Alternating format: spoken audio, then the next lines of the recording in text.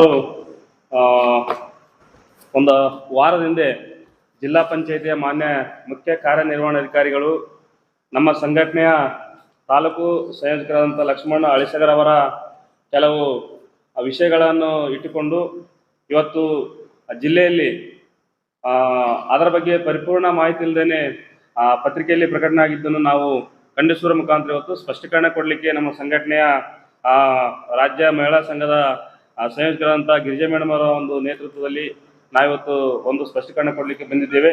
ಅದಕ್ಕಾಗಿ ಇವತ್ತು ಮಾಧ್ಯಮದವರು ನಮ್ಮ ಮೇಲೆ ಎಷ್ಟೇ ಆರೋಪಗಳು ಮಾಡಿದರೂ ಸಹ ನಾವಿವತ್ತು ಬಹಳ ಶಾಂತಿಯುತವಾಗಿ ನಮ್ಮ ಒಂದು ಸ್ಪಷ್ಟೀಕರಣವನ್ನು ಹೇಗಿರ್ಬೇಕಂತಕ್ಕಂಥದ್ದನ್ನು ನಾವು ಇವತ್ತೆಲ್ಲ ನಮ್ಮ ಮುಂದೆ ನೋಡ್ತಾ ಇದ್ದೀವಿ. ಎಲ್ಲವನ್ನು ಕ್ರೋಢೀಕರಿಸಿ ತಮಗೆ ನಾವು ಒಂದು ಸತ್ಯ ಮತ್ತು ಸುಳ್ಳಿನ ಮಧ್ಯೆ ಏನಿದೆ ಅಂತಕ್ಕಂಥದ್ದನ್ನು ತಮಗೆ ತಿಳಿಸ್ಲಿಕ್ಕೆ ನಾವಿವತ್ತು ಪತ್ರಿಕಾ ಭವನದಲ್ಲಿ ಮಾಧ್ಯಮದ ಮುಖಾಂತರ ತಿಳಿಸಲಿಕ್ಕೆ ಆಗಮಿಸಿದ್ದೇವೆ. ಅದಕ್ಕಾಗಿ ದಯಮಾಡಿ ಎಲ್ಲ ಮಾಧ್ಯಮ ಮಿತ್ರರಲ್ಲಿ ಒಂದು ಮನವಿಯನ್ನು ಮಾಡ್ತೇವೆ. ಇವತ್ತು ನಮ್ಮ ಹೋರಾಟಗಾರರನ್ನ ಹತ್ತಿಕ್ಕುವಂತ ಕೆಲಸ ಇವತ್ತು ಜಿಲ್ಲಾಡಳಿತ ಮಾಡ್ತಾ ಇದೆ. ಅದನ್ನು ದಯಮಾಡಿ ಹೋರಾಟಗಾರರಿಗೆ ಮಾಡಬಾರ್ದು ಅಂತಕ್ಕಂಥದ್ದು. ಇದರಲ್ಲಿ ಕೇವಲ ಒಂದು ಜನಾಂಗದ ದೂರುದಾರರನ್ನ ಕೇವಲವಾಗಿ ನಿಲ್ಲಿಸುವ ಮೂಲಕ ಅಥವಾ ಅವರನ್ನ ಕುಗ್ಗಿಸುವಂತ ಒಂದು ಷಡ್ಯಂತ್ರ ಏನಿದೆ ಇಲ್ಲಿ ಮಾಡ್ತಕ್ಕಂಥ ಒಂದು ವ್ಯವಸ್ಥೆನ ನಾವು ಬಹಳ ಗಂಭೀರವಾಗಿ ಖಂಡಿಸ್ತಾ ಇದ್ದೇವೆ.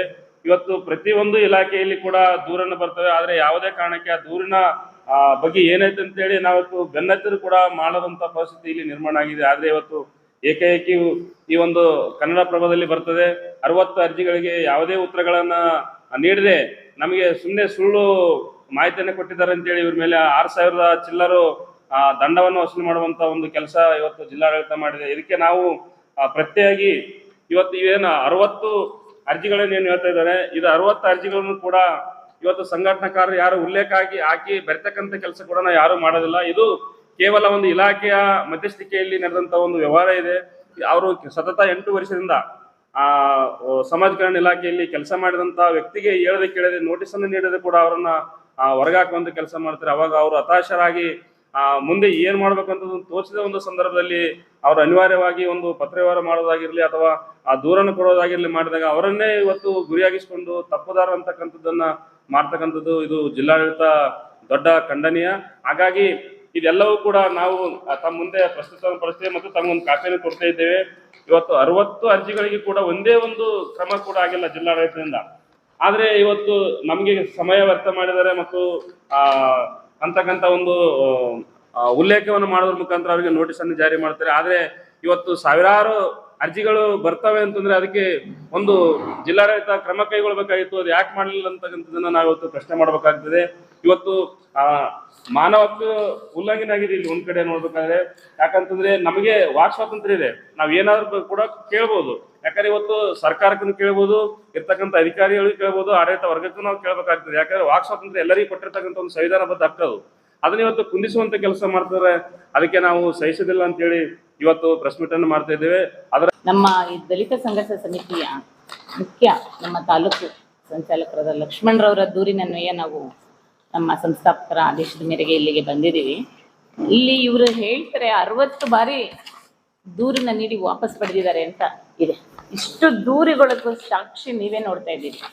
ಇಷ್ಟು ದೂರಿಗೂ ಈಗ ಸಮಾಜ ಕಲ್ಯಾಣ ಇಲಾಖೆ ಇದು ಯಾವ ಉದ್ದೇಶನ ಇಟ್ಕೊಂಡು ಈ ರೀತಿ ಷಡ್ಯಂತ್ರ ಮಾಡ್ತಾ ಇದೆ?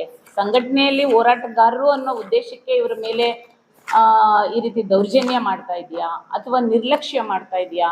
ಇದ್ರ ಜೊತೆಗೆ ಅಲ್ಲಿ ಸಂಬಂಧಪಟ್ಟ ಜಿಲ್ಲಾಡಳಿತದ ಸಿಇಒಗಳು ಏನು ಇವರಿಗೆ ಅಥವಾ ಏನು ಇವರು ಮುಂದೆ ಹೋರಾಟ ಯಾವುದೇ ರೀತಿ ಕೈಗೊಳ್ಳಬಾರದು ಅನ್ನೋ ಉದ್ದೇಶಪೂರ್ವಕವಾಗಿ ಈ ರೀತಿ ಮಾಡ್ತಾ ಇದ್ದಾರೆ ಅನ್ನೋದು ನಮ್ಮ ಭಾವನೆ. ಸಾಮಾನ್ಯವಾಗಿ ಹೇಳಬೇಕು ಅಂದರೆ ಈಗ ಕೌಟುಂಬಿಕವಾಗಿ ಬಡತನ ನಿರುದ್ಯೋಗ ತುಂಬ ಇರೋದ್ರಿಂದ ಕನಿಷ್ಠ ವೇತನಕ್ಕಾದರೂ ಹೋಗ್ತೀರಿ. ಆದರೆ ದೂರನ್ನ ನೀವು ವಾಪಸ್ ತಗೊಳ್ಳಿ ಅಂತ ಹೇಳಿ ಕೊಟ್ಟಂಥ ದೂರುಗಳಿಗೆ ಒಂದಕ್ಕೂ ರಿಪ್ಲೈ ಮಾಡಿಲ್ಲ ಅವರು. ಇದರಲ್ಲಿ ನೇರ ಹೊಣೆ ಸಮಾಜ ಕಲ್ಯಾಣ ಇಲಾಖೆ ನೇರ ಹೊಣೆ ಆಗುತ್ತೆ. ಹಾಗೂ ಜಿಲ್ಲಾ ಏನು ಸಂಬಂಧಪಟ್ಟ ಜಿಲ್ಲಾ ತಾಲೂಕು ಮಟ್ಟದಲ್ಲಿರೋ ಜಿಲ್ಲಾ ಮಟ್ಟದಲ್ಲಿರೋ ಪಂಚಾಯಿತಿಗಳ ಅಧಿಕಾರಿಗಳು ನೇರ ಹೊಣೆಯಾಗಿದೆ. ಮುಂದಿನ ದಿನಗಳಲ್ಲಿ ಈತನಿಗೆ ಏನಾದರೂ ಬೇರೆ ರೀತಿಯ ಈತನ ಮೇಲೆ ಪ್ರಭಾವ ಬೀರಿದ್ರೆ ಇದಕ್ಕೆ ನೇರ ಹೊಣೆ ಜಿಲ್ಲಾಡಳಿತನೇ ಆಗುತ್ತೆ ಅಂತ ನಾವು ಈ ಒಂದು ಪತ್ರಿಕಾಗೋಷ್ಠಿ ಮುಖಾಂತರ ಖಂಡಿಸ್ತಾ ಇದ್ದೀವಿ.